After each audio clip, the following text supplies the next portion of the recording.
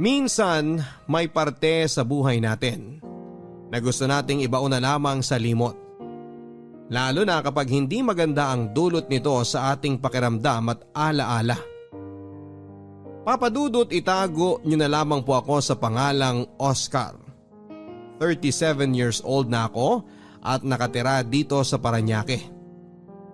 Ayoko talagang magpakilala sa tunay kong pangalan dahil medyo sensitibo ang kwentong ibabahagi ko sa ngayon. Nasigurado akong kaiinisan ng ating mga kabarangay.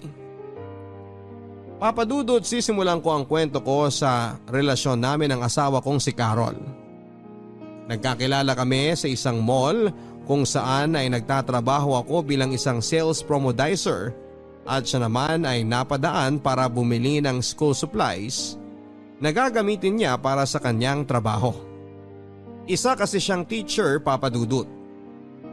At nagkataon pa na pinsan siya ng isang katrabaho ko na naging tulay para magkakilala kaming dalawa. Pakiramdam ko nga noon ay na love at first sight ako sa kanya. Kaya humingi ako ng tulong sa katrabaho ko na ilakad ako kay Carol. Binigay niya ang cellphone number ni Carol sa akin at nang unang beses na tinawagan ko siya at nagpakilala ako na si Oscar na katrabaho ng pinsan niya ay hindi niya naman ako sinungitan. Nagkakwentuhan kami at nagkasundo na muling magkita hanggang sa maging close na nga kaming dalawa at tuluyan nang nagkaroon ng relasyon. Papadudot, 3 taon na kaming magkarelasyon ni Carol nang mag-apply ako ng trabaho sa abroad. Ayaw sana ni Carol dahil natatakot siya na baka hindi na siya balikan o kaya ay magkaroon ako ng ibang babae doon. Kaya para patunayan na mahal ko talaga siya at mapanatag na rin ang loob niya ay pinakasalan ko na siya, Papadudot. Nasa tamang edad naman kami at hindi natutol ang aming mga magulang. Kaya nagpakasal na kami at tumira muna kami sa isang apartment habang naghihintay ng alis ko.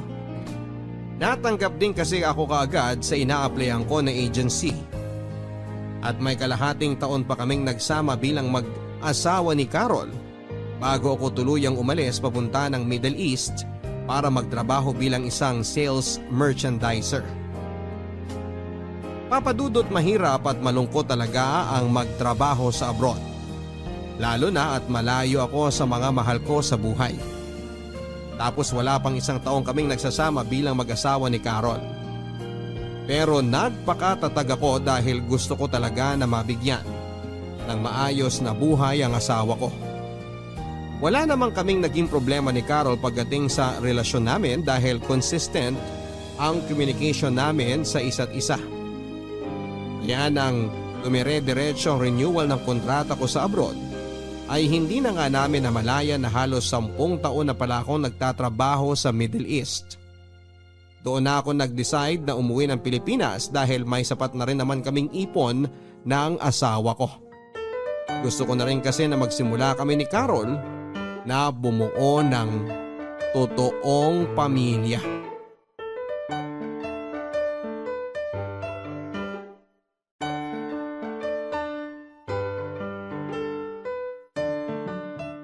Grabe, Han.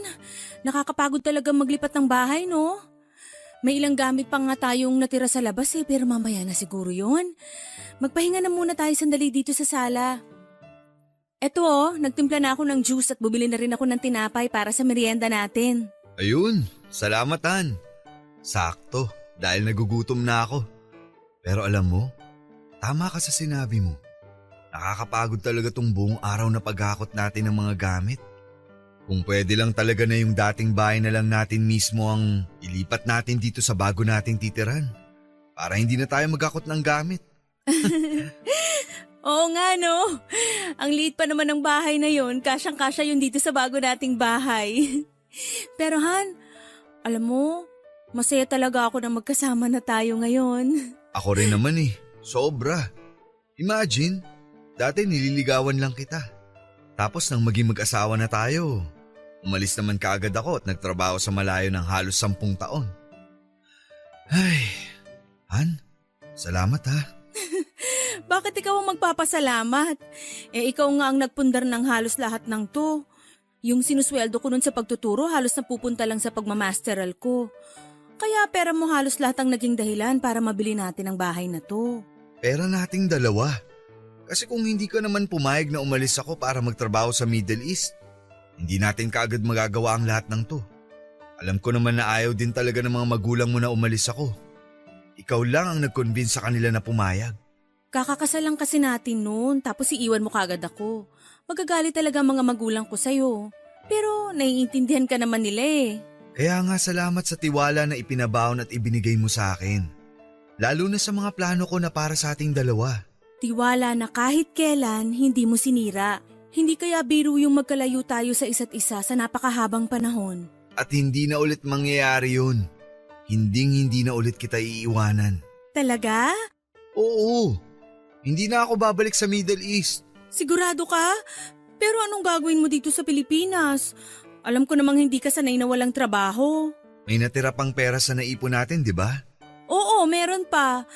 Medyo malaki pa nga yun eh. Sinadya ko yun para sa van na bibilin ko. Plano ko na mag-drive ng van para sa mga bakasyonista.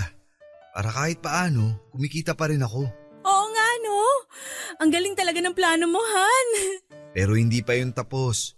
Dahil may gusto pa akong trabahuin ngayon. May iba ka pang plano? Ano pa yon? Bakit parang ang dami mo namang gustong gawin? Ang totoo, tatrabahuin ko na ring mabuti yung paggawa natin ng mga bata. Loko ka talaga, Han.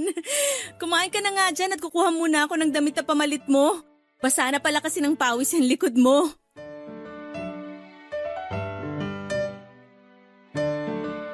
Papadudot gamit nga ang naipon namin ni Carol ay nakabili kami ng isang row house na ngayon ay tinitirhan naming mag-asawa. At isang van na gagamitin ko sa trabaho. Si Carol naman ay nagpatuloy sa kanyang pagtuturo. Papadudot pakaramdam ko noon ay wala na akong mahihiling pa dahil maayos na talaga ang buhay namin ng asawa ko. Pero habang tumatagal ang pagsasama namin, ay doon ko naramdaman na parang may kulang pa. At saka ko lang na-realize na iba pa rin talaga ang bahay kapag may kasamang bata. Alam ko na mas magiging masaya kaming mag-asawa kung bibiyayaan kami ng isang anak. Pero papadudot hindi naman kami nagmamadali ni Carol. Lalo na at ngayon lamang ulit kami nagkasama bilang mag-asawa pagkatapos ng maraming taon. Isa pa ay pareho naman kaming nagpa-check up noon at ang sabi ng doktor ay walang may diferensya sa aming dalawa. Perfect timing lang daw ang kailangan at makakabuo din kami ng anak ng asawa ko. Papadudot mag-iisang taon na kami ni Carol sa tinitirhan namin nang makilala namin ang bagong lipat sa katabing bahay namin. Ang mag-live-in partner na sina Jack at Bella. Mabait din silang dalawa at nagdala pa nga ng pagkain si Bella sa bahay para makipagkilala sa amin ni Carol. Makwento si Bella at totoong maganda, papadudot. Maputi ang kutis niya, bilugan ang kanyang mga mata. Mahaba ang buhok at balingkinita ng kanyang pangangatawan. Malaki nga ang pagkakahawig niya sa napakagandang kapuso star na si Kim Domingo. At sa ilang minuto nilang pagkwekwentuhan ng asawa ko, sa tapat ng bahay habang naglilinis ako ng sasakyan, ay narinig ko na magtatatlong taon na silang magkarelasyon ni Jack at nangungupahan lang sila sa katabing bahay namin. Isa daw medical representative si Jack at siya naman ay kakaresign lamang sa trabaho bilang dental assistant. At bago nga siya umalis ng bahay namin, papadudot, ay nginitian niya ako. Ngiti na hindi ko alam kung bakit pero may kakaibang dating sa akin. Papadudot, hindi lang yon ang unang beses na pumunta siya sa bahay. Dahil nga sa makwento talaga si Bella, ay unti-unti na nga silang naging close ng asawa ko.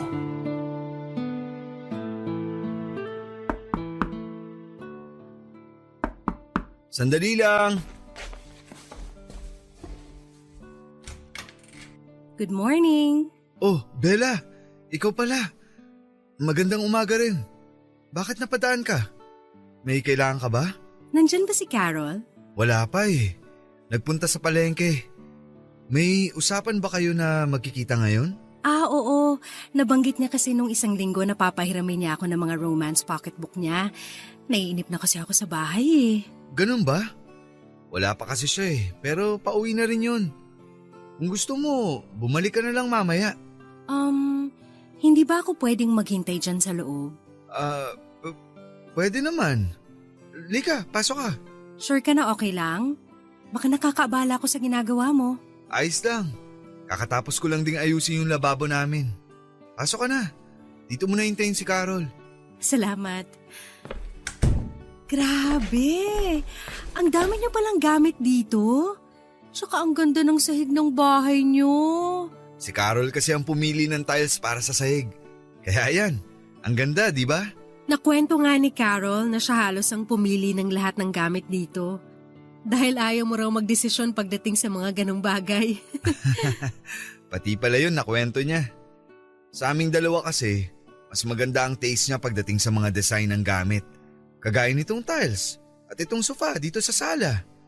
Kaya hinayaan ko na siya magdesisyon sa lahat ng mga kakailanganin namin dito sa bahay. Ang swerte naman talaga ni Carol sa'yo.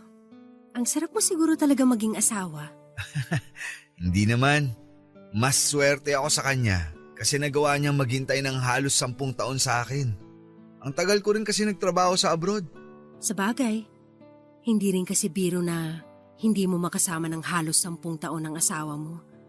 Alam mo na, ang hirap kaya nang walang ganun. Oo, medyo nga. Pero sanayin lang siguro kasi syempre, sa umpisa lang naman talaga mahirap ang lahat. Ibig sabihin, nasanay ka ng walang rumoromansa sa'yo? Ha? Oh my gosh, sorry. Na-awkward ka ba sa mga tanong ko? Medyo na-curious lang talaga ako sa mga kinuwento ni Carol sa akin tungkol sa LDR ninyong dalawa. Hindi, ayos lang. Gusto mo ng juice? Pagtitimpla na lang muna kita. Buka muna dito. Pauwi na yun si Carol, kaya hintayin mo na lang siya dito. Papadudot, sa totoo lang ay medyo nagulat at nasiwa ako sa mga naging tanong ni Bella. Napapaisip tuloy ako noon kung ano pa ba ang ibang kinuwento ni Carol sa kanya tungkol sa relasyon naming dalawa habang magkalayo kami.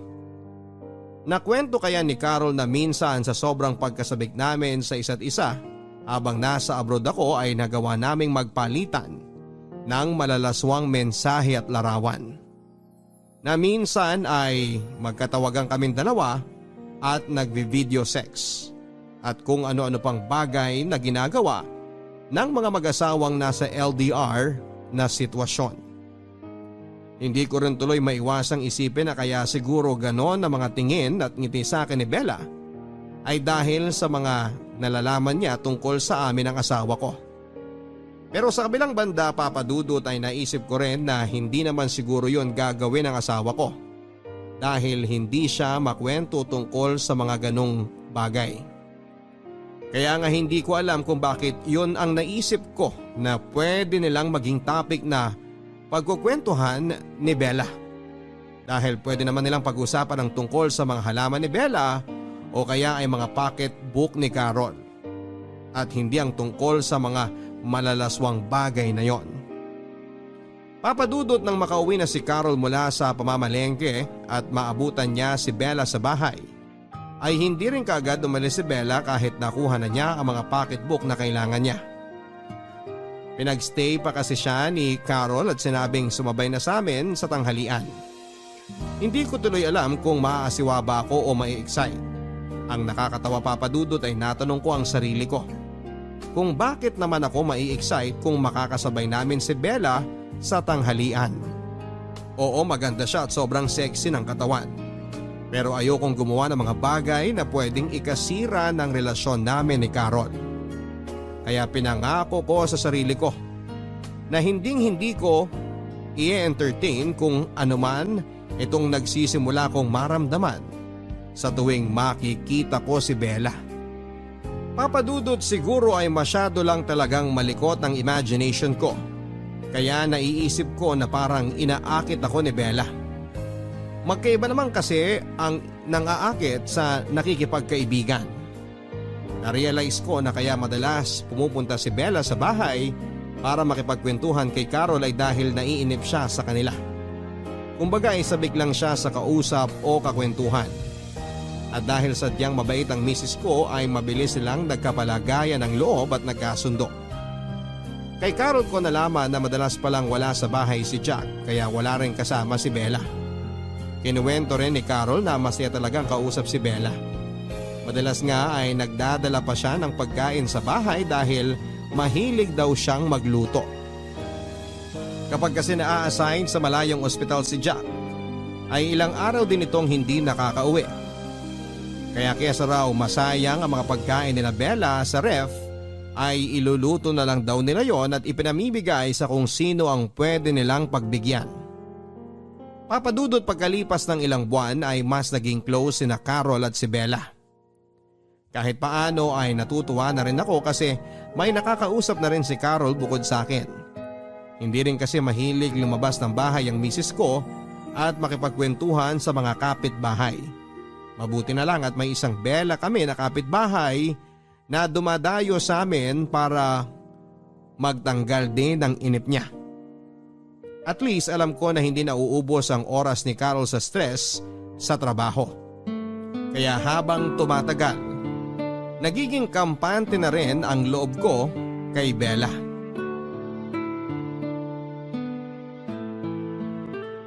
Sana gising na si Bella para matapos ko kaagad ayusin ang gripo sa banyo nila. Sandali lang. Ay, Oscar, ikaw pala. Bakit ang aga mong kumatok? Biniling kasi sa akin ni Carol kanina. Bago siya pumasok sa trabaho na puntahan daw kita ngayong umaga. Nag-text ka raw sa kanya na sira ang gripo niyo sa banyo. Kaya gusto mo sanang ipaayos sa akin. Ay, oo nga pala. Lika, pasok ka. Okay lang ba? Siyempre naman. Pasensya ka na kung nakatapis lang ako. Maliligo na sana ako pero ayun, sira nga yung gripo sa banyo namin. Maaga rin kasing umalis si Jack kanina kaya hindi ko na paayos. Halika, pasok ka na. Sigurado ka na okay lang ha? Oo nga, halika na. Nag-almusal ka na ba? Gusto mo magkape muna? Ayos lang ako. Tapos na ako magkape bago umalis ang asawa ko kanina. San pala ang banyo nyo? Yang pintong yan. Silipin ko na yung gripo ha. Okay, sige.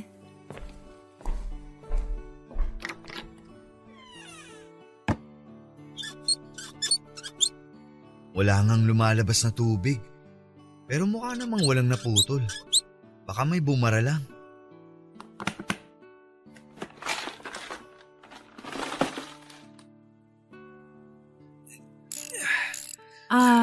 Oscar? Pasensya na pala kayo kagabi ha. Para saan? Wala ba kayong kahit anong narinig? Kagabi lang kasi ulit nakauwi dito si Jack. Kaya ayun, medyo maingay kami sa pag-aharutan namin.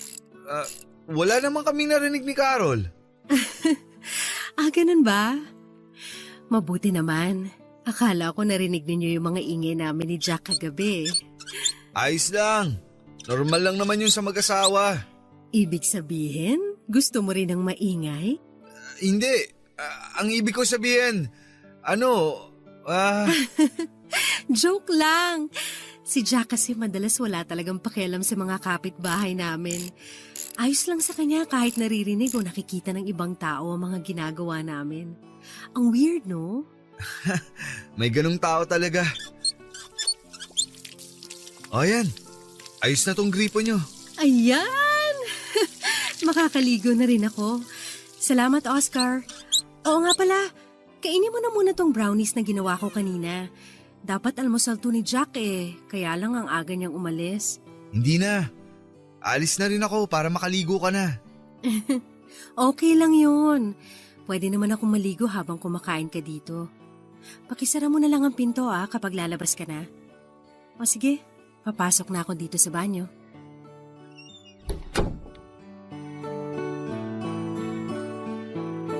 Papadudot sa tuwing uuwi nga si Jack ay medyo maingay ang paghaharutan nilang dalawa ni Bella. Mabuti na lang at wala pang nakatira sa katabing bahay nila dahil siguradong maririnig din ng mga yon ang ingay nila.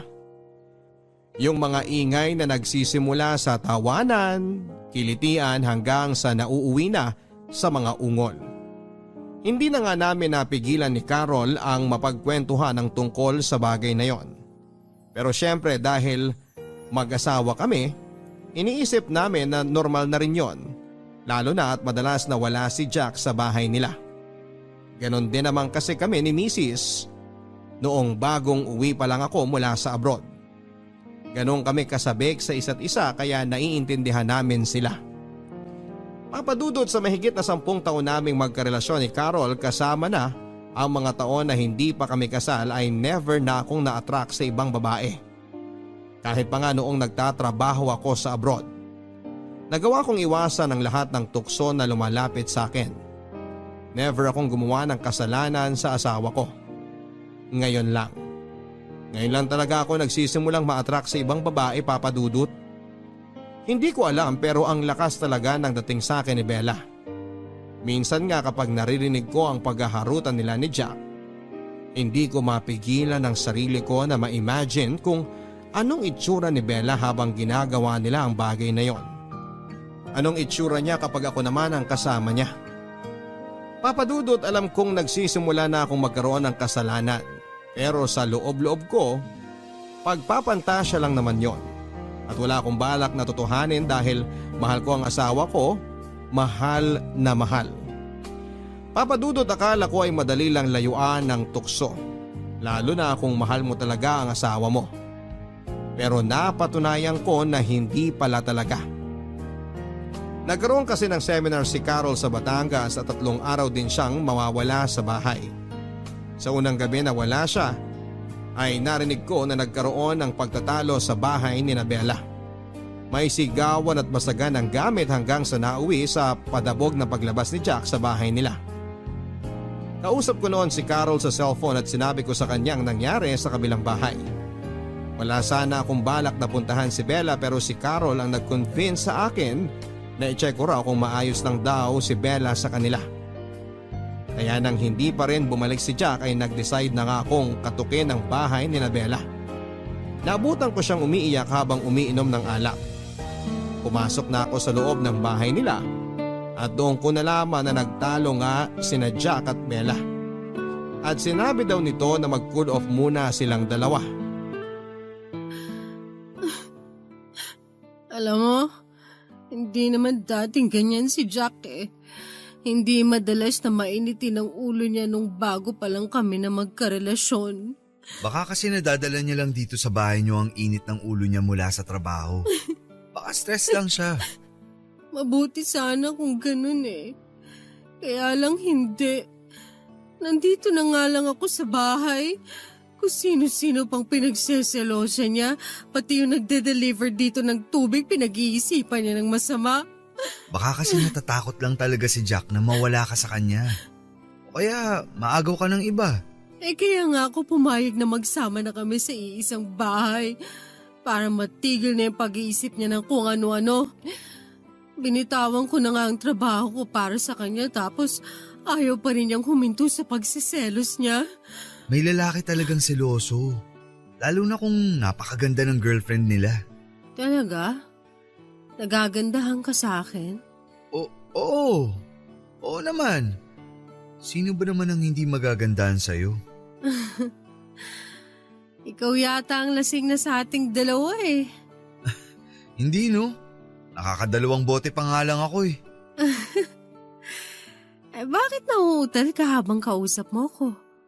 Tapos namumula pa yung pisngi mo at hindi ka rin makatingin ng diretso sa akin. Ano? Hindi naman ako nauutal ah. Ayan ka na naman. Nauutal ka na naman, Oscar.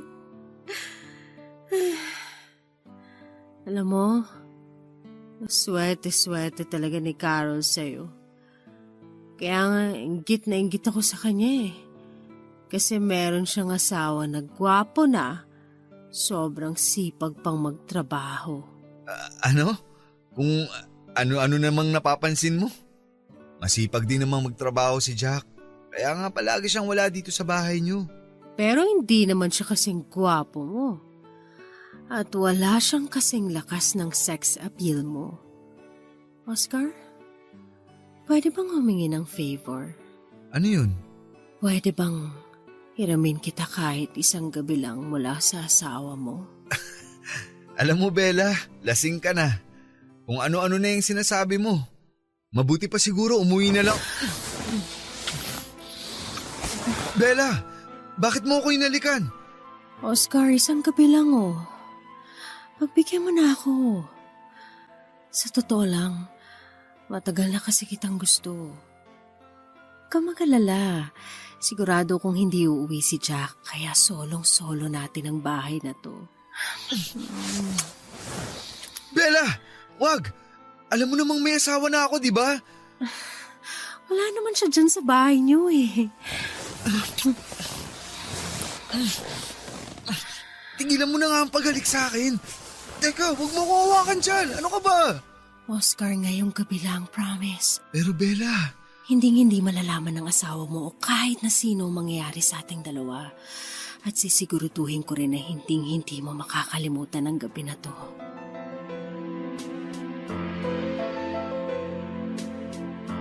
Papadudot sa maniwala kayo at sa hindi ay pinilit kong pigilan ang sarili ko na hindi matukso sa ginawa ni Bella sa akin. Pinilit kong kalasin ang mga yakap niya at iwasan ang mga halik niya sa labi ko. Nakailang iwas ako sa kanya pero dala na rin siguro ng alak ay tuluyan na akong bumigay sa ginawa niyang pangaakit sa akin. Hanggang sa pinagsaluhan na nga namin ang mainit na gabi sa loob ng bahay niya. Wala eh. Sa kanya na nanggaling na sobrang lakas daw ng sex appeal ko.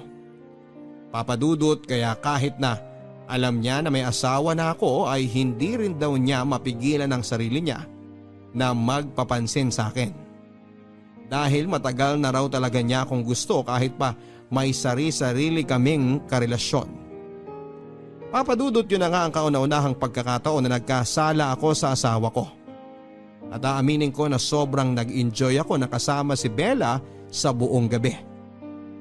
Hindi kasi ako makapaniwala na yung babaeng pinagpapantasyahan ko lang ay nagawa ko ng makuha sa wakas. Oo, mahal ko ang asawa ko. Mahal na mahal. Pero hindi naman natin minsan maiiwasan na magkagusto sa iba, hindi ba? Kumbaga sa ulam kahit gaano natin yon kapaborito, maghahanap at maghahanap pa rin tayo ng pangtanggal umay. At sa sitwasyon ko ngayon, si Bella ang naging appetizer ng buhay ko. Papadudot sa 3 araw na seminar ni Carol sa Batangas ay 3 araw din kaming gumawa ng kasalanan ni Bella. Nagkulong kami sa bahay nila buong maghapon at sinigurado ko na walang makakakita sa akin sa paglabas ko mula doon. Sinabi rin kasi ni Bella na may dala palang gamit si Jack nang umalis ito kaya sigurado daw siya na ilang araw din itong hindi uuwi. Kapag nagtatalo daw kasi silang dalawa, ay palaging nagpapalipas ng init ng ulo sa ibang bahay si Jack. At kahit na hindi ako sigurado na hindi talaga uuwi si Jack sa mga araw na yon, ay nagpadala pa rin ako sa tukso. At kapag kausap ko naman si Carol sa cellphone ay tahimik lang si Bella para hindi kami mahuli na magkasama. Kaya in-enjoy ko ang bawat araw na magkasalo kami sa kama ni Bella hanggang sa pareho ng nanlambot ang aming mga katawan sa pagod. Papadudot, nang makabalik na si Carol mula sa seminar ay doon ako sobrang inatake ng pagkakonsensya. Ilang beses kong tinanong ang sarili ko kung paano at bakit ko ba nagawa ang bagay na yon. Si Bella naman ay hindi rin muna pumunta sa bahay kagaya ng naging usapan namin kapag umuwi na si Carol. Papadudot sa sobrang guilty ko ay dinaang ko na lang ang lahat sa pag-aasikaso kay Carol. Mula sa paghahanda ng mga gamit niya pampasok sa trabaho, mga pagkain na kakainin niya hanggang sa babaunin niya, at kung ano-ano pa. Naging sobrang malambing din ako sa kanya at minsan nga ay natatawa na lang siya. At kung minsan nga ay medyo nawiwirduhan sa ginagawa ko. Pero ang palagi ko lang sagot ay sobra ko lang siyang namimiss kaya ko ginagawa ang mga bagay na yon. Kahit ang totoo ay sobra lang talaga akong nagigilty dahil sa naging kasalanan ko sa kanya. Kaya nangako ako sa sarili ko na hindi ko na ulit uulitin pa ang ginawa namin ni Bella.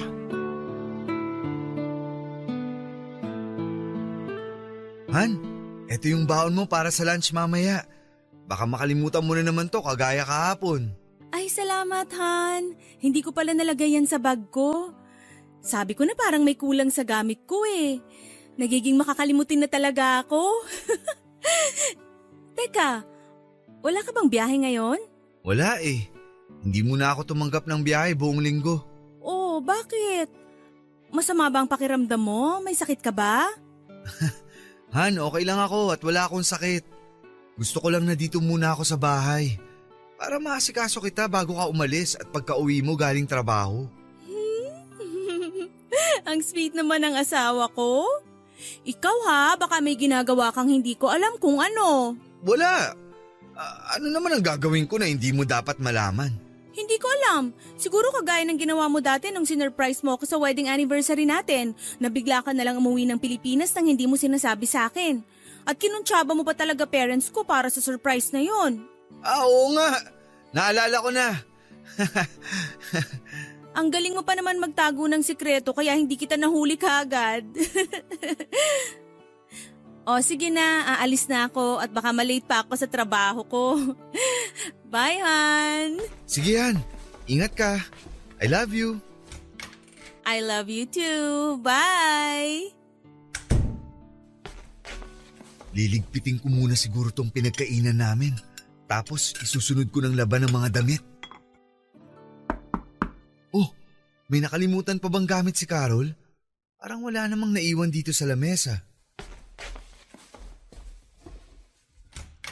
Nakala ko wala ka ng… Bella? Anong ginagawa mo dito? Umalis ka muna. Baka makita ka ng asawa ko. Ano ka ba? Umalis na yung asawa mo, di ba? Kaya nga nandito na ako eh. Teka, huwag ka munang pumasok. Baka kasi bumalik siya at makita ka niya dito sa loob ng bahay.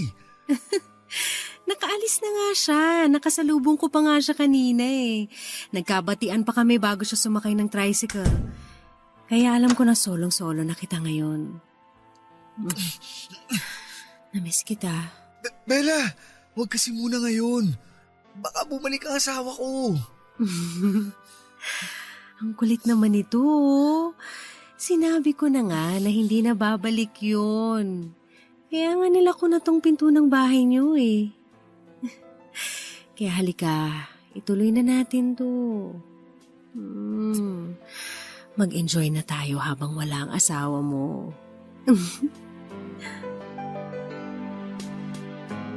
Papadudod akala ko kapag kasama ko na si Carol ay madali ko nang maiiwasan ng tukso pero hindi pala. Dahil nang umagang yon ay bumigay na naman ako. Nagpadala na naman ako sa tukso at naging marupok ako, Papadudot. Muli na naman naming pinagsaluhan ni Bella ang masarap na nakaw na sandali sa loob pa mismo ng bahay namin ni Carol. Buong maghapon kaming gumawa ng kasalanan. At bago siya lumabas ay sinigurado ko na walang ibang tao na pwedeng makakita sa kanya. Papadudot, oo, inaamin ko na nag-enjoy talaga ako sa ginawa naming yon ni Bella. Pero takot na takot ako na malaman ito lahat ni Carol. Ayaw ko magtalo kami at mawala sa akin ang asawa ko. Hindi ko alam kung kakayanin ko kapag nangyari yon. Pero nasundan pa nang nasundan ang mga nangyari sa amin ni Bella kapag wala ang asawa ko sa bahay. Minsan nga kahit nasa bahay pa si Carol ay magkukunwaring magdadala lang ng pagkain si Bella.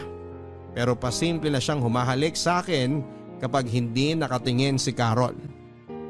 Papadudot na hinto ang ginagawa naming mga nakaw na sandali ni Bella nang umuwi na si Jack sa kanila. Hindi na rin kumatukpang muli si Bella sa bahay namin at nalaman ko kay Carol na nagkaayos na ang dalawa. Lumipas ang mga linggo na naging buwan pero hindi na nga ako muli pang tinukso o inakit ni Bella. Paminsan-minsan ay nagpupunta pa rin siya sa bahay pero hindi na ako ang dahilan. Si Carol na. Ibinabalik niya lang ang mga pocketbook na hiniram niya o kaya naman ay manghihiram ulit siya ng bago. Nagpapansinan pa rin kaming dalawa, Papa Dudut, pero hanggang tanguan at ngitian na lang. Mas okay na yon kesa mamroblema pa ako.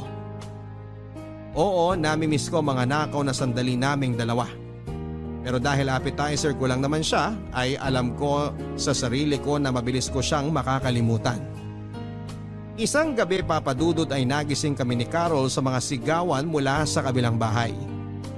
Mga sigawan ni Bella at Jack, kasunod ay ang ingay ng pagkasira ng mga gamit na para bang hinahagis. May 10 minuto lang yon na nangyari bago muling tumahimik ang kabilang bahay. Kagaya ng dati ay ayoko na sanang pumunta doon at makialam, pero si Carol ang nag-convince sa akin na i-check ko raw ang kapitbahay namin.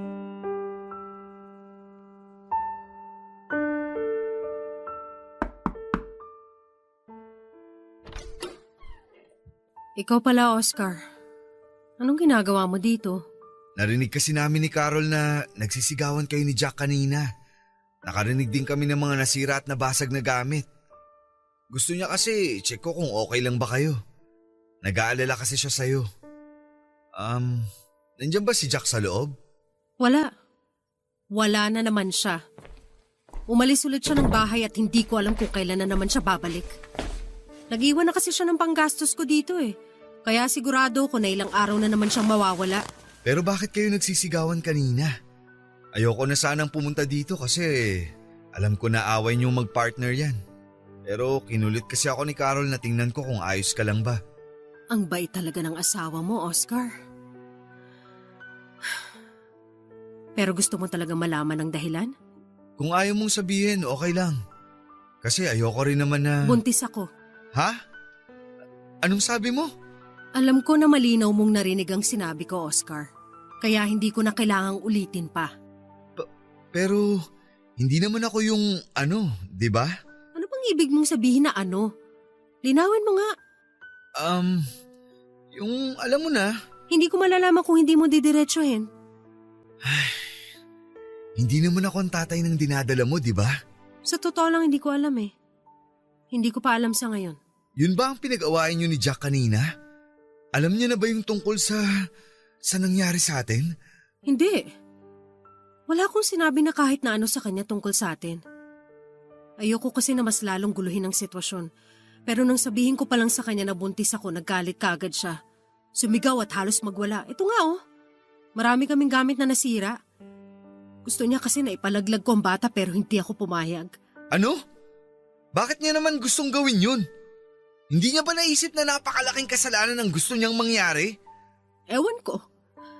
Kesyo wala pa raw sa plano niyang bumuo ng pamilya. Pero binahay niya na ako. At kung hindi ko raw ipapalaglag ang bata, hihiwalayan niya na raw ako ng tuluyan. Anong plano mo ngayon? Ayoko ipalaglag tong bata. Kahit anong mangyari, hindi ko papatayin ang anak ko. Hindi, Oscar.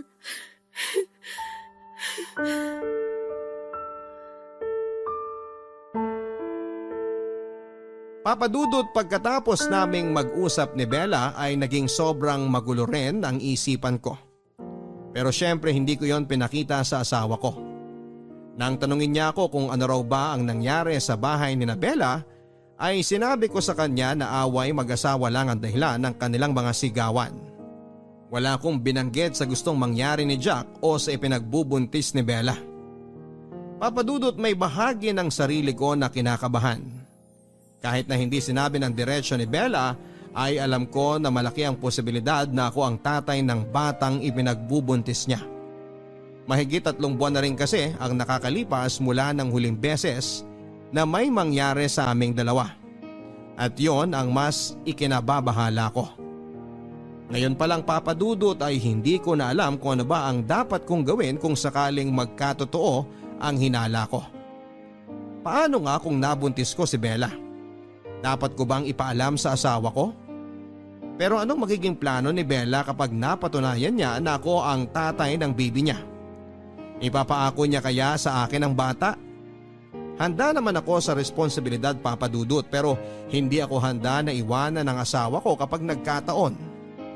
Ayokong mawala sa akin si Carol. Kaya Papa Dudut, hindi ko pa man nakukumpirma ang katotohanan. Natatakot na ako kaagad na kamuhian ako ng asawa ko. Papa Dudut, ilang araw pa ang lumipas pero hindi ko napansin na umuwi si Jack sa bahay nila. Si Bella naman ay hindi na rin pumupunta sa bahay namin kahit para makipagkwentuhan lang kay Carol. Hindi ko tuloy maiwasan ang mag-alala sa kanya dahil palaging sarado ang bahay nila.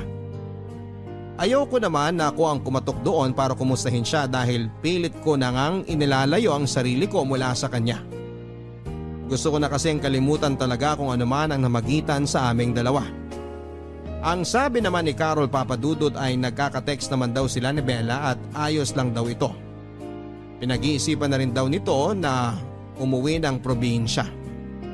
Ako naman ang napaisip, Papa Dudut, kung sakali na anak ko nga ang dinadala ni Bella tapos ay uuwi siya ng probinsya nila. May chance pa kaya na makita at makilala ko ang anak ko. Papa Dudut, ayoko sanang isipin ang possibility na anak ko talaga ang dinadala ni Bella. Pero hindi ko mapigilan ang sarili ko. Yun din kasi ang matagal na naming gusto ni Carol, ang magkaroon ng sariling anak. Pero hindi ko naman na-imagine na darating ako sa point na sa ibang babae pa pala ako magkakaanak.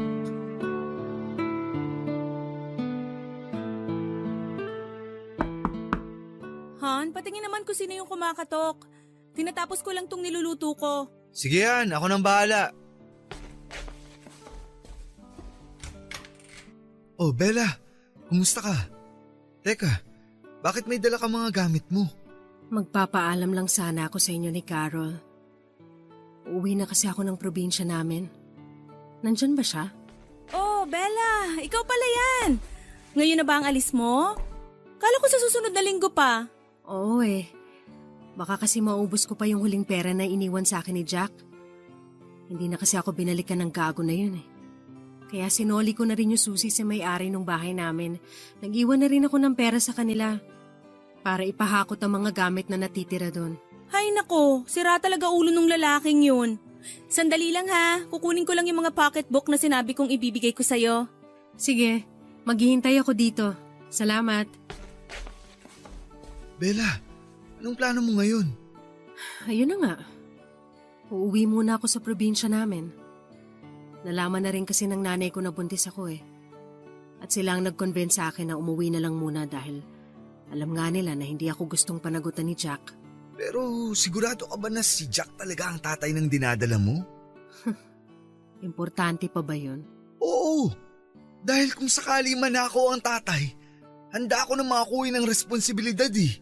Oscar, mabait si Carol. At ayoko na maging dahilan para pati kayo magkagulo. Ayoko masira ang relasyon ninyong dalawa. Ang ibig mong sabihin, ako nga ang tatay ng dinadala mo? Oo. Dahil nalaman ko na magtatatlong buwan na pala akong buntis. At alam nating dalawa na ikaw ang huling lalaking nakasama ko bago ang 3 buwan na yon.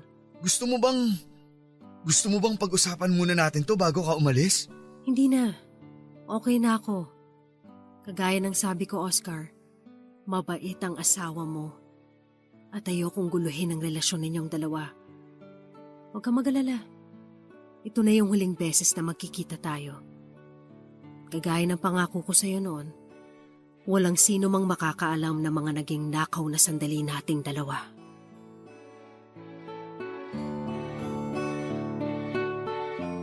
Papa Dudut, gustong gusto ko nang pigilan si Bella sa pag-alis niya at pag-uwi ng probinsya.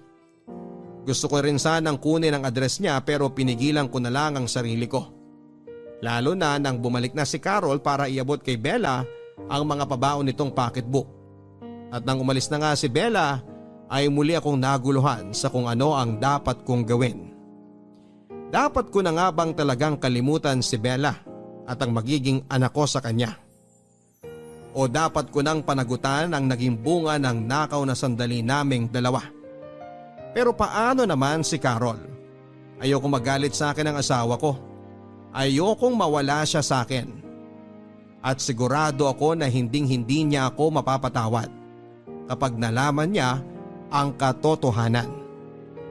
Papadudot kahit gulo pa rin ang isip ko at nararamdaman ko ay hindi ko yon pinahalata kay Carol. Siguro tama lang ang naging desisyon ni Bella na paglayo mula sa amin. Para na rin sa ikakatahimik naming lahat. Lalo na ng relasyon namin ni Carol. Kaya muli kong pinangako sa sarili ko na yun na ang huling beses na iisipin ko si Bella. At gagawin ko ang lahat para makabawi sa asawa ko.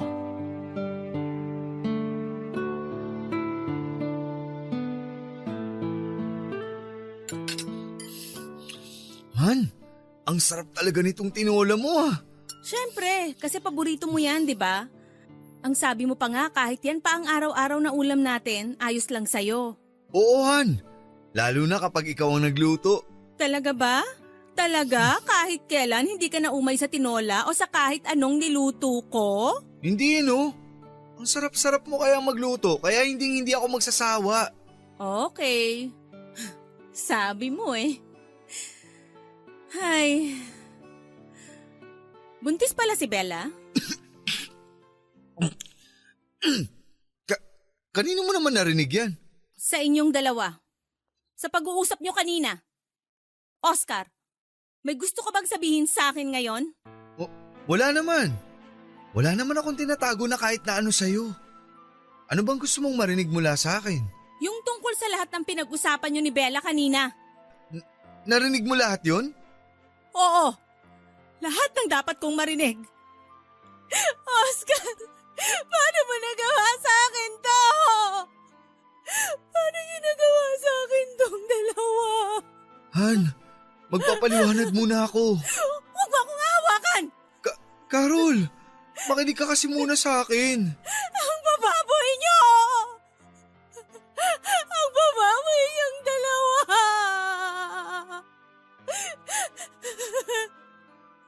Alam mo mabuti na nga lang at napigilan ko ang sarili ko kanina habang kausap ko si Bella. Mabuti na lang naawa ako sa kanya at sa batang dinadala niya kaya hindi ko siya kinaladkad. Ang higpit pa nga ng yakap ko sa kanya eh. Ang tamis pa ng ngiti ko sa kanya. Kahit na ang totoo. Gustong-gusto ko na kayong saksakin pareho! Carol, sorry talaga. Hindi ko namang ginusto to. Hindi ko sinasadya na magkasala sa'yo. Natukso lang ako. Gago ka pala talaga eh! Natukso ka pa sa ibang babae kahit magkasama tayo sa isang bahay! Paano ka ba niya tinukso? Nagumad ba siya dyan sa labas ng bahay natin? Ginagawa ba niya sa'yo yung mga bagay na ayaw kong gawin dahil hindi ko kaya?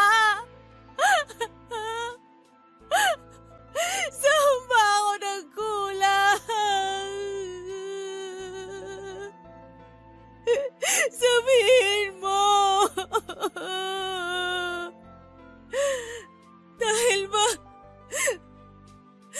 Dahil ba hindi tayo makabuo ng anak hanggang ngayon? Hindi.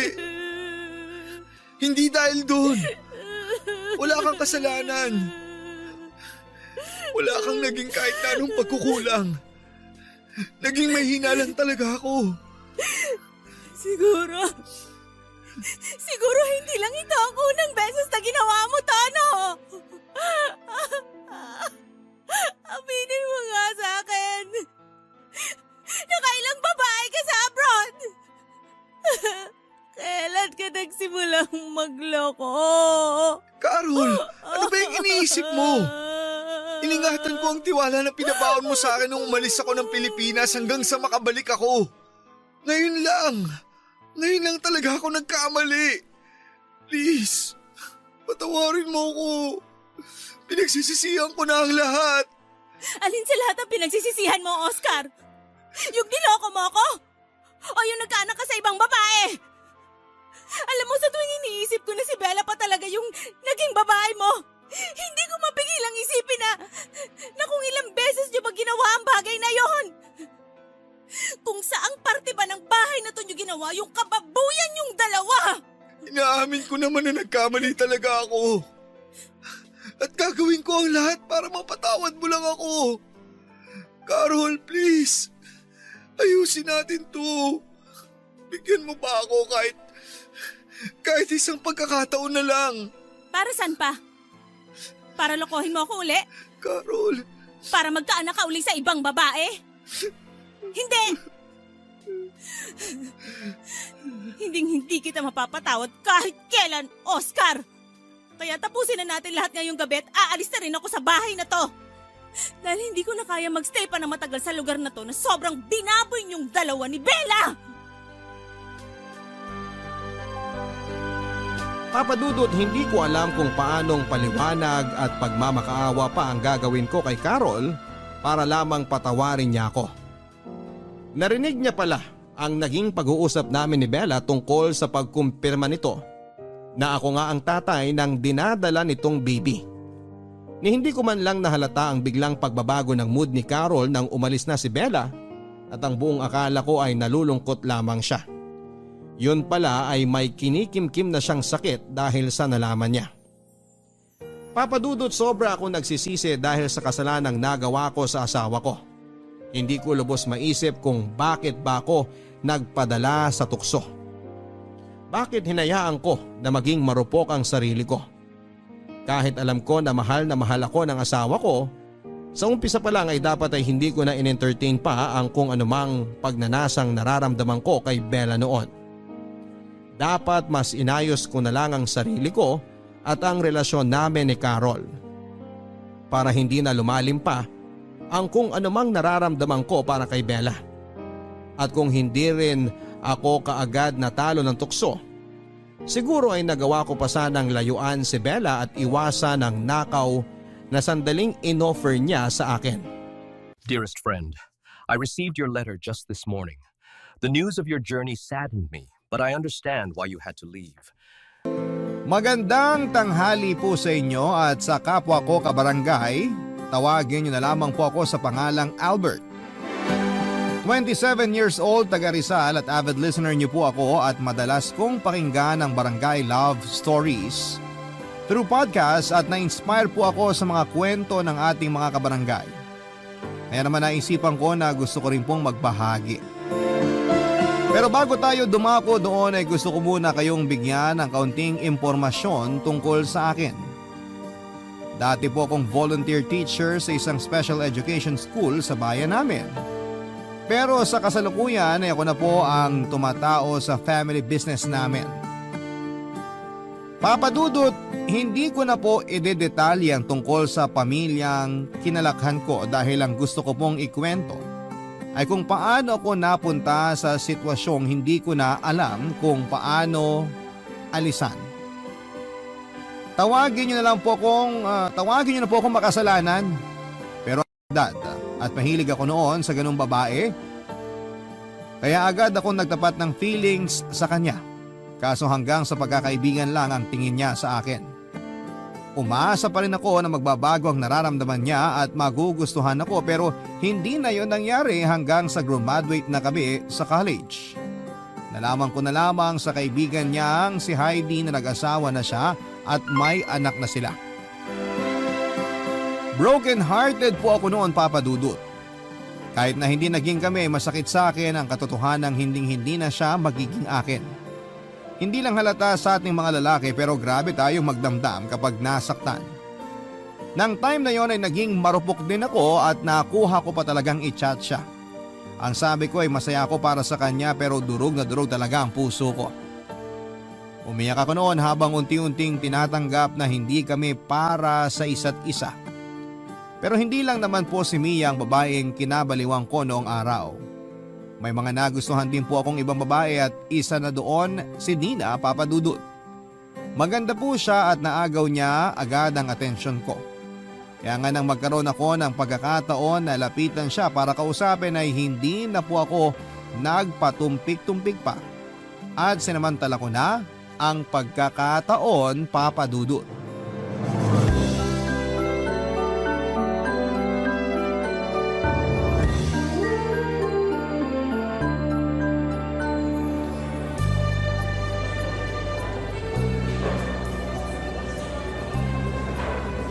Hi, miss.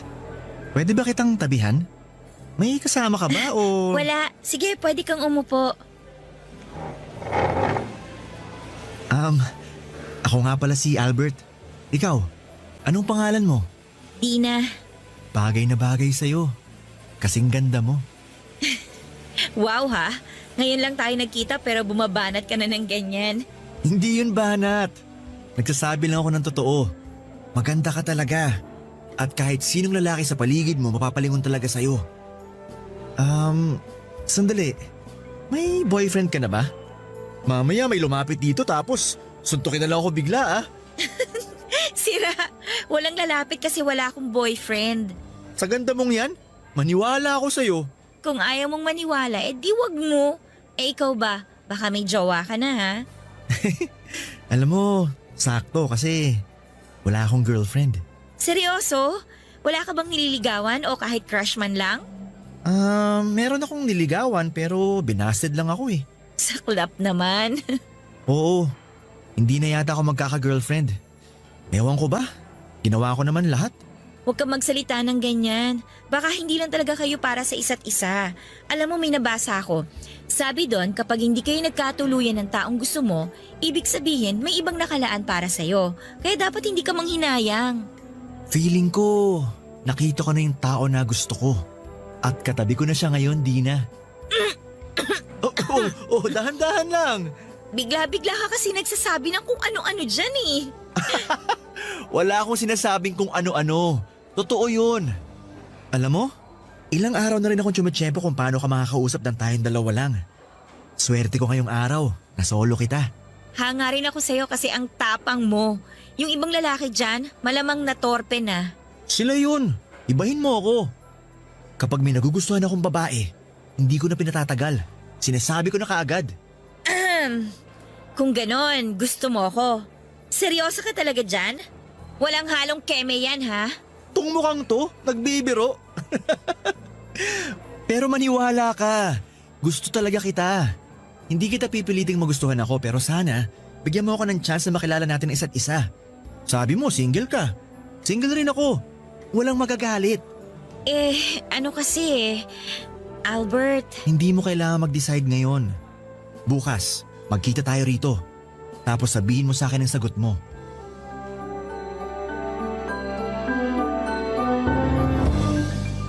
Kinabukasan ay nagkita po ulit kami ni Dina at napapayag ko siya na ligawan. Hindi nga nagtagal, Papa Dudut, ay naging kami po at ako na siguro ang pinakamasayang lalaki sa balat ng lupa. Nasabi ko pa noon sa sarili ko na ang swerte-swerte ko.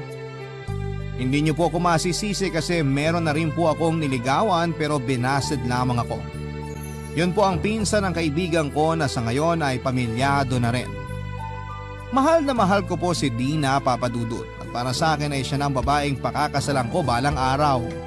Bubuo kami ng sariling pamilya at magkakasama pa rin sa pagtanda. Kaya lang hanggang pangarap na lang yon dahil tulad ng ibang magkarelasyon ay dumanas din po kami sa pagsubok ni Dina. Kaibahan lang ay hindi namin yon nalagpasan ng magkasama. Ang sinasabi ko po ay nang mapansin ko na nawawala na siya ng oras sa akin. Hindi naman po ako demanding na boyfriend at hindi rin ako palaaway. Kaya ang unang ginawa ko noon ay plinano kong kausapin siya ng masinsinan sakaling meron na ngang problema sa relasyon namin na hindi ko alam, Papa Dudut.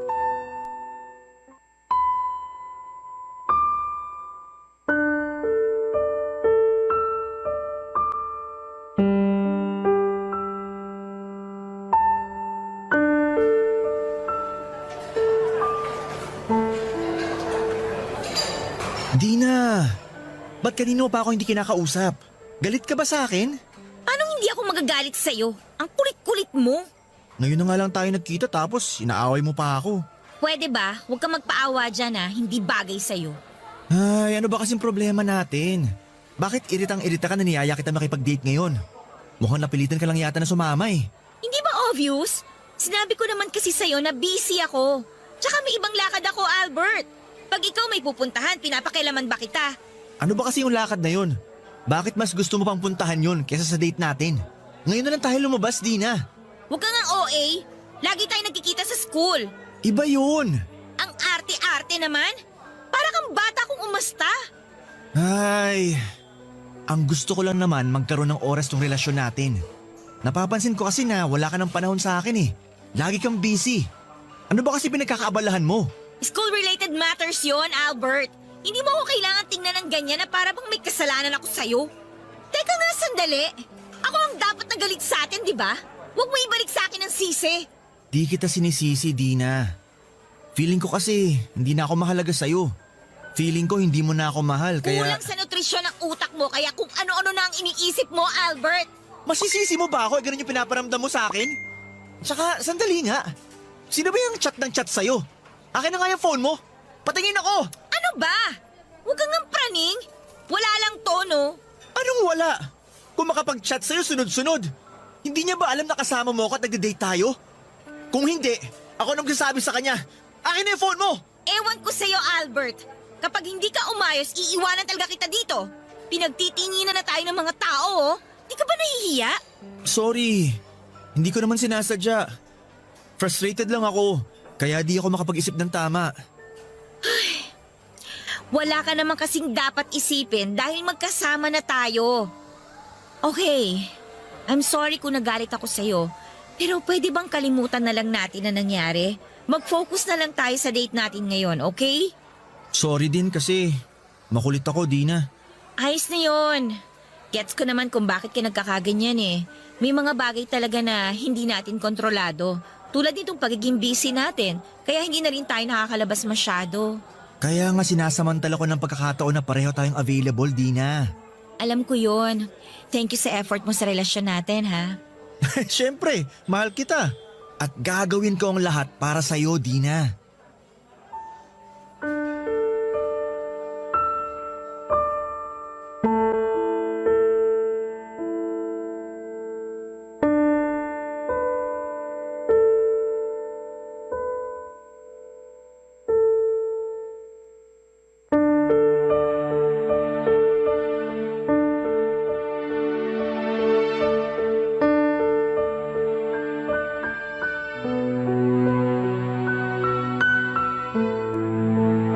Papadudot, hindi po ako kumbinsido sa sinasabi ni Dina na hindi tungkol sa ibang bagay ang dahilan kung bakit lagi siyang busy pero wala akong nagawa noon dahil ayaw kong mauwi sa matinding pagtatalo ang usapan namin, Papadudot.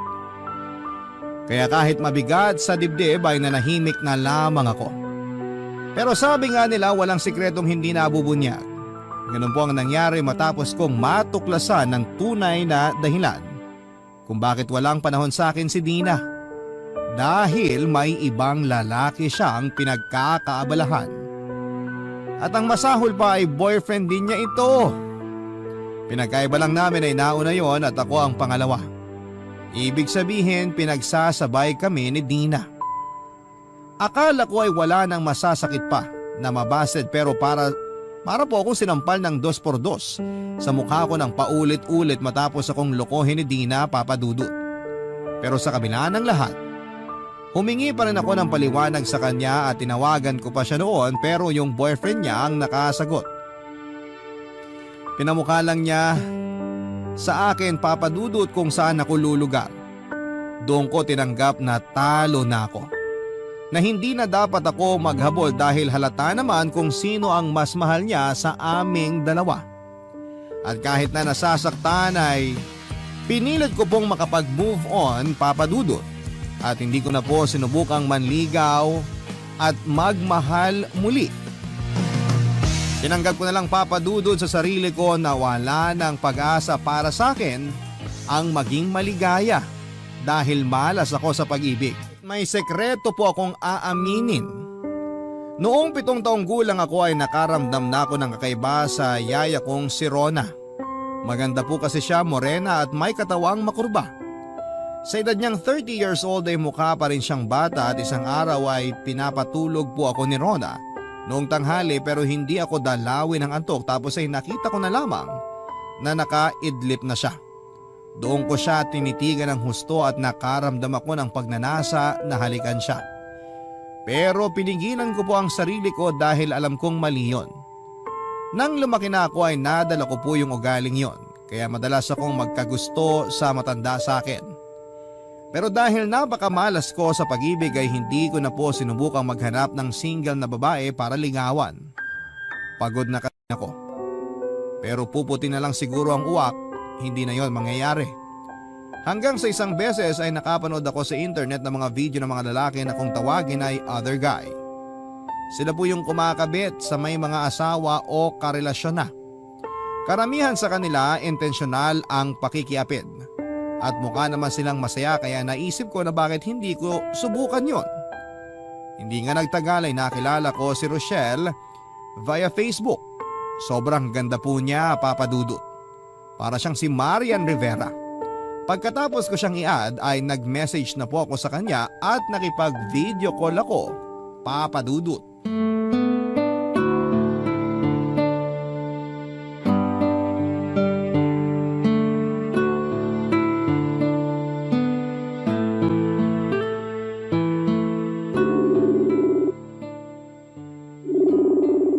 Online naman siya pero bakit kaya di niya sinasagot?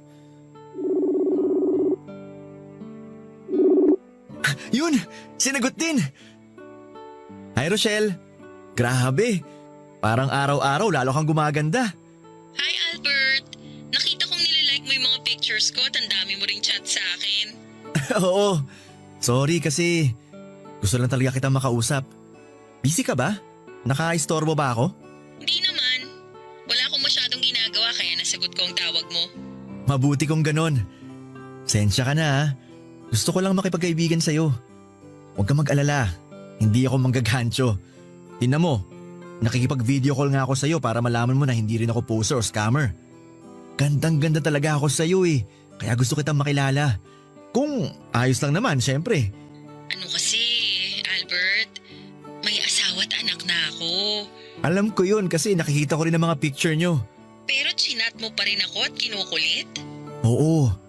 Nabighani mo kasi ako, Rochelle. Sana bigyan mo ako ng chance na makilala ka. Wala namang kaso kahit pamilyado ka na eh. Hindi naman nila malalaman. Kaso Albert… Nararamdaman ko gusto mo rin ako. Kasi kung hindi, sana binilak mo na ako. Wala naman akong dahilan para hindi ka magustuhan. Mukha ka namang mabait. Tapos magaling ka ring magpatawa. Kapag binabasa ko ang mga banat at jokes mo, napapangiti ako at natatawa. Nawawala yung stress at pagod ko. Pero ang lalo kong hinangaan sa'yo, yung pagiging matyaga mo. Kasi kahit madalas hindi ko agad nasisina mga chat mo at nasasagot ang tawag mo, hindi ka pa rin sumusuko. At kahit alam mong may asawa na ako, gusto mo pa rin ako. Ganito talaga ako kapag prosigidong mapansin ng isang tao. Pero wala ka bang girlfriend dyan para pagkaabalahan mo pa ako? Paano kung sabihin kong wala? Maniniwala ka ba? Talaga lang ah. Baka mamaya meron na tapos gusto mo lang mag-cheat sa kanya. Uy, loyalista ako no? Kung meron man, hindi ko yung gagawin. Kaso wala nga. Okay, sige. Naniniwala na ako. Kaso nag-aalangan pa rin ako sa gusto mong mangyari eh. Kahit na magkalayo tayo, may asawa pa rin ako, Albert. Paano kung mahuli niya tayo? Hindi yun mangyayari dahil mag-iingat tayo, Rochelle. Sige na, pumayag ka nang makipag-LDR sa akin. Hindi naman ako demanding na boyfriend. Maiintindihan ko kung mas marami man ang oras na igugugol mo sa mag-ama mo. Ewan ko. Hindi pa rin ako sigurado. Saka anong assurance ko na mapagkakatiwalaan kita? Sa panahon ngayon, madami nang manluloko at gago. Kaya nga kikilalanin muna natin ang isa't isa. Pangako, magbabago rin ang tingin mo sa akin dahil hindi ako susuko na patunayan sa'yo kung gaano kita kagusto. Siyempre, alam ko po na meron na siyang asawa at mga anak. Kaya nga hindi na ako nagulat matapos niyang ipamukha sa akin na taken and not available na siya. Pero wala po akong pakialam, Papa Dudut. Ang goal ko noon ay makikabit sa may asawa o may karelasyon tulad ng mga napapanood ko. Kaya imbes na ma-discourage ay na-challenge pa ako na magpapansin kay Rochelle. Kaya pagkatapos naming mag-video call ay inisto ko muli ang mga pictures niya at lalo ko lang siyang pinagpantasyahan, Papa Dudut. Sa sobrang ganda niya at sexy ay mapagkakamala na wala pa siyang anak. Hindi nga nagtagal ay lagi na kaming nagkaka-chat. Doon ko na sinamantala ang pagkakataon na dumamoves sa kanya at sinabi ko rin na gabi-gabi ko siyang iniisip. Mabuti na lang at hindi siya natakot sa akin at in-entertain pa rin niya ako dahil mas malambing pa ako kesa sa asawa niya. Lalo ko lang din siyang kinulit na makipag-LDR sa akin, Papa Dudut. Nung una ay hesitant pa talaga siya pero inassure ko na dahil malayo naman kami sa isa't isa, taga Mindanao kasi siya ay walang magiging komplikasyon ng relasyon namin. Hindi nga nagtagal ay naging kami rin ni Rochelle, Papa Dudut. At sa bawat araw na lumilipas, lalo lang po akong naging masaya sa relasyon namin kahit na magkalayo kami. Pero may pagkakataon na minsan ay nagiinit po ang katawang ko, Papa Dudut. Yun po yung unang beses na niyaya ko si Rochelle na gawin yung bagay na eksklusibo lamang para sa mga mag-asawa.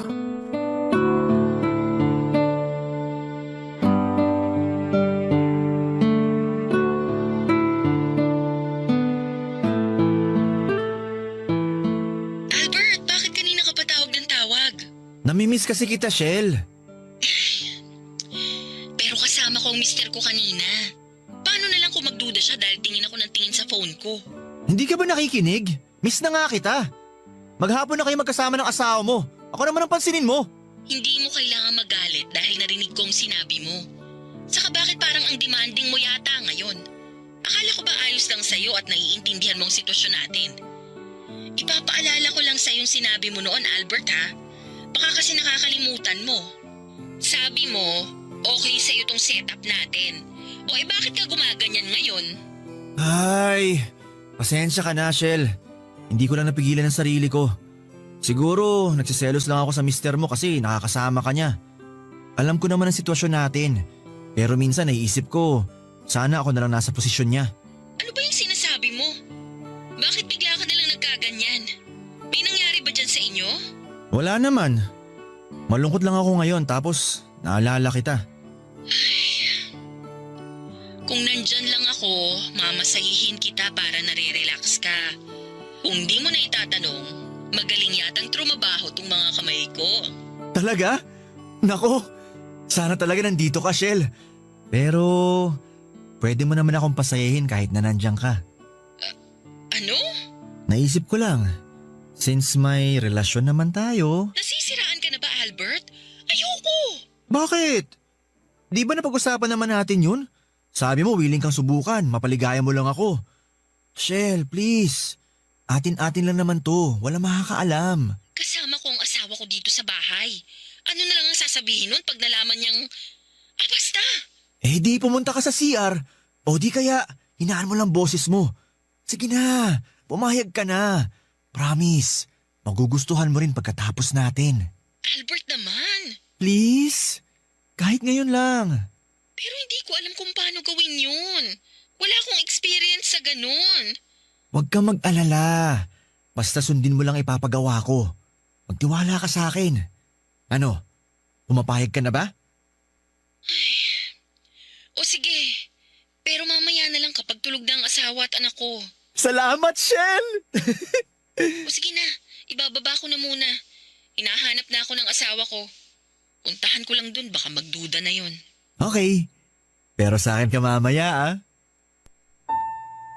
Pagkatapos po namin gawin ang bagay na yon ni Rochelle ay sobrang saya po ng kalooban ko, Papa Dudut. Sa katunayan, ang sarap ng tulog ko ng gabing yon. At pakiramdam ko ay para akong sanggol na hinihele sa duyan. Alam ko na mali, marumi at makasalanan ang ginawa naming yon. Pero hindi ko na po inisip ang sasabihin ng iba dahil satisfied po ako sa nangyari sa amin. Hanggang sa ang isang beses na yon ay nasundan pa nga ng isa pang beses, Papa Dudut. Daig ko pang nasa cloud 9 dahil sa sobrang ligaya. Kahit na sa phone lang namin yon ginagawa. Kasama na rin kasi doon yung thrill na baka mahuli kami ng asawa niya. Papadudot, hindi po ako nag-aral at lumaki para maging salot sa relasyon at makasino ng pamilya. Pero habang tumatanda po ako ay nagbabago po ang tingin ko sa mundo. Siguro ay dala na rin ang pinagdaanan ko noong araw. Mga kabiguan sa pag-ibig, niloko at pinagmukhang tanga. Madalas ay tuksuhin na malapit nang lumagpas sa kalendaryo ang edad pero wala pa rin girlfriend. Kaya ako naging mapusok. Matino pa naman ako mag-isip pero madali po akong madala sa damdamin kaya ang resulta ay paulit-ulit ko pong nakikita ang sarili ko na nasa pakikiapid. Para sa akin ay wala naman itong pinagkaiba sa normal na magkarelasyon. Pero hindi lang talaga tanggap sa lipunan natin na pwede tayong magmahal ng higit pa sa isa, Papa Dudut. Kabarangay, i-share mo ang iyong barangay love stories. Sabay-sabay nating pakinggan ang iyong kwento ng pag-ibig, buhay at pag-asa. Ipadala lang sa barangaylovestories@yahoo.com. Suntok sa buwan na magkaroon ng happy ending ang relasyon namin ni Rochelle. Pero umaasa pa rin ako na siya na yung babaeng tinadhana sa akin ng langit na makakasama ko sa habang buhay. Wala po akong pakialam kahit pamilyado na siya. Kung maghihiwalay sila ng asawa niya ay sisiguraduhin kong hindi sila mapapariwara ng anak niya dahil handa akong tumayong padre di pamilya nila. Nakakatawa man pakinggan at marami sa ating mga kabarangay ang magsasabi na nahihibang na ba ako pero wala po akong kakayahang pigilan ang damdamin ko dahil nagmahal lang naman po ako, Papa Dudut. Nagpatuloy ang relasyon namin ni Rochelle pero hindi nagtagal ay nangyari ang kinakatakutan ko. Napansin ko na lamang po kasi na may kakaiba sa pakikitungo niya sa akin. Alam ko naman na may kaagaw ako sa oras niya dahil pamilyado na siyang tao. Pero iba yung kutob ko ng panahon na yon. Nawawala na po ng oras sa akin si Rochelle at hindi na kami regular na nagkaka-chat o nagvi-video call. Miss na miss ko na siya at bago pa ako masiraan ng ulo, sa kakaisip kung ano ang mali sa amin ay nakipag-video call po ako sa kanya at nag-usap kami. Doon ko po nalaman ang saloobin ni Rochelle tungkol sa relasyon namin, Papa Dudut. Dahilan para masaktan po ako ng sobra-sobra.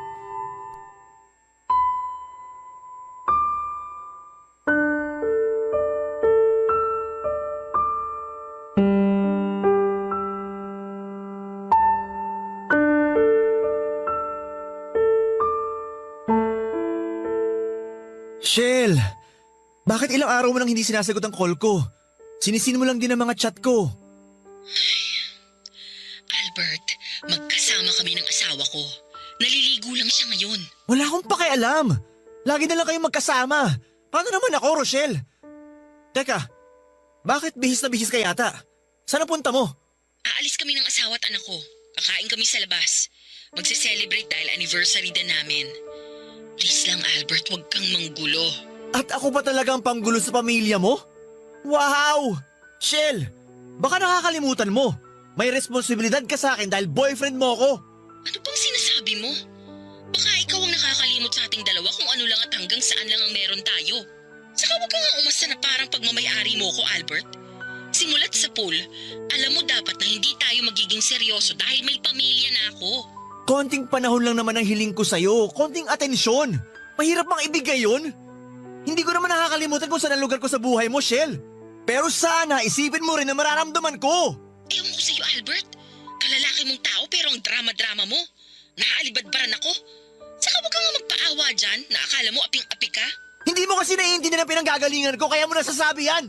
Sawang-sawa na akong intindihin ka kasi masahol ka pa sa 5 years old. Hindi ka naman bata. Nasa tamang edad ka na. Hindi ka ba napapagod sa setup nating to, Albert? Kasi kung ako ang tatanungin mo, pagod na ako. Ano sinasabi mo? Ayoko na. Tigilan na natin to, please lang. Ang laki-laki na ng kasalanan ko sa mag-ama ko simula nang pumayag akong maging tayo. Natukso ko, oo. Pero gusto ko nang magbagong buhay. Gusto ko nang itamang pagkakamali ko, Albert. Nakikipaghiwalay ka sa akin, ganun ba? Oo. Huwag mo na akong kukontakin dahil ayokong malaman ng asawa ko na may iba akong kinakausap na lalaki. Ayokong maghinala siya at ayokong masira ang pamilya namin. Hindi naman sila naghihinala kaya bakit kailangan mong tapusin ang meron tayo? Mahal kita, Rochelle! I'm sorry pero buo na ang desisyon ko. Kung mahal mo talaga ako, igagalang mo ang gusto kong mangyari. Sorry talaga, Albert. Huwag mo naman gawin sa akin to. Nagmamakaawa ako. Magtitiis ako. Hindi na ako magagalit kapag hindi mo ako kagad kinakausap. Huwag mo na ako iwanan. Parang awa mo na. Sorry talaga pero tapusin na natin ang lahat. Sige na, kailangan ko na mag-ayos ng sarili dahil baka maghinala pa ang asawa ko. Bye! Shell! Shell! Please! Huwag mo naman gawin sa akin to. Minahal kita ng gusto. Umasa ako!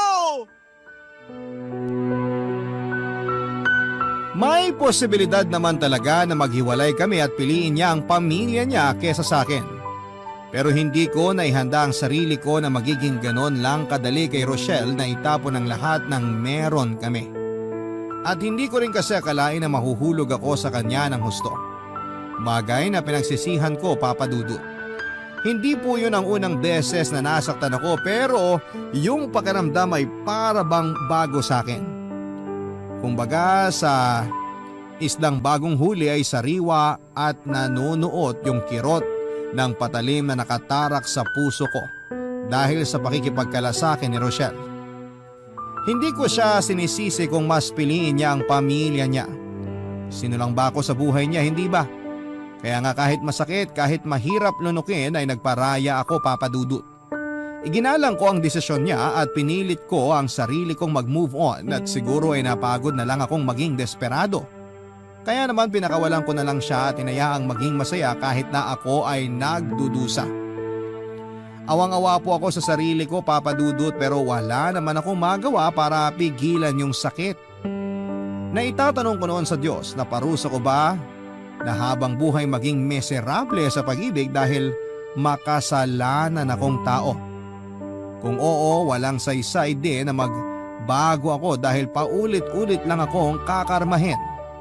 Kaya nga imbis na tumigil ay pinagpatuloy ko po ang pag-move on kay Rochelle sa pamamagitan ng paghahanap ng bagong karelasyon na may iba ring karelasyon. Bukod sa akin, may isang tao pa po akong pinagkatiwalaan at nakaalam ng sikreto ko. Yon ay si Josie na kaibigan ko, Papa Dudut. Nagpapasalamat ako sa Diyos dahil kahit paano ay may tao siyang ibinigay sa akin para makausap ko at mapagkatiwalaan ang mga ginagawa ko. Ikinuwento ko sa kanyang nangyari sa amin ni Rochelle at kung gaano ako nasaktan ng husto. Alam din niya na imbis na matuto, pinagpatuloy ko pa ang pagiging third party sa iba. Pinayuhan pa ako ni Josie na tigilan ko na ang ginagawa ko dahil masasaktan at mapapahamak lamang ako sa bandang dulo, Papa Dudut.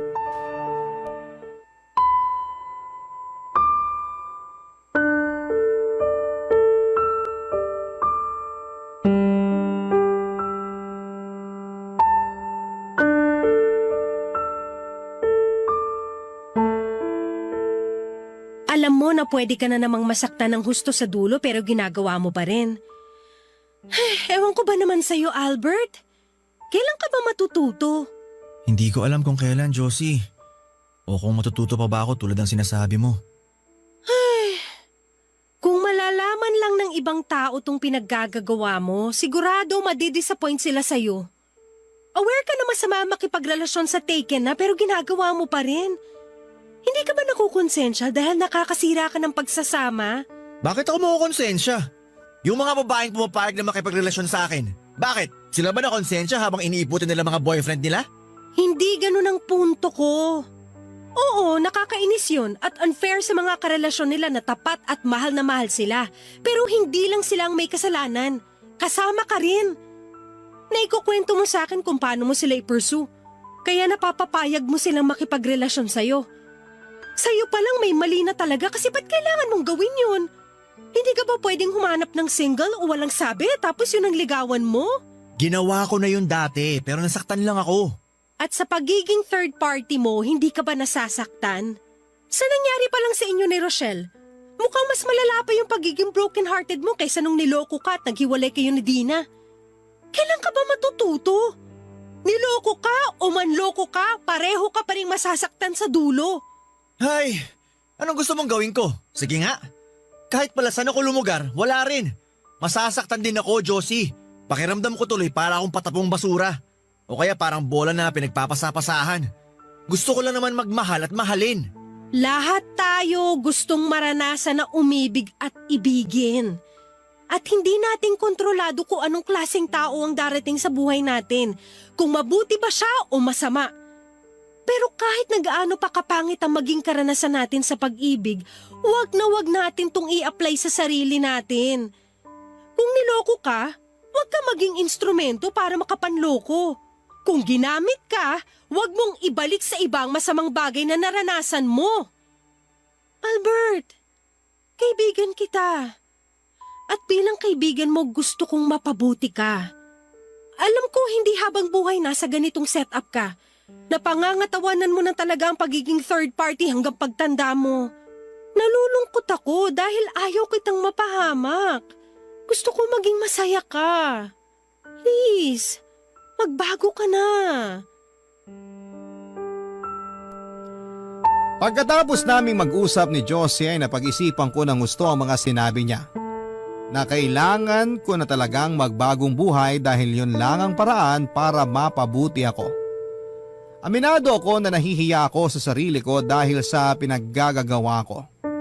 Pero paano nga ba tumigil sa gawain na kinasanayan ko na? Na kahit panandalian ay napapasaya ako ng pagnanasa kong ito. Kung pwede lang sanang isang araw ay gumising ako na nakapagbagong buhay na ako, mas magiging madali sa akin ang lahat. Pero dahil walang ganon sa tunay na buhay, imbis na sundin ang sinabi ni Josie na magbago na ako ay ipinagpatuloy ko pa rin ng pakikiapid ko, Papa Dudut. Sa kasalukuyan ay nasa third party setup pa rin po ako, Papa Dudut. Sinusubukan ko na wag masyadong ma-fall para hindi ako masaktan ng husto. Alam ko na kabaliwan dahil walang assurance na hindi ako mapapahamak pero ewan ko ba. Wala na po yata akong pag-asa para kumawala pa sa sitwasyong ito. O kung meron man ay malaking palaisipan sa akin kung papaano. Siguro ay pride na rin na may kasamang pagpapanggap dahil kahit alam ko na mali ay pinipilit ko pa rin na gawing tama. Sana po ay mapayuhan po ninyo ako sa aking pinagdaraanan para magbago ang pananaw ko sa pakikipagrelasyon.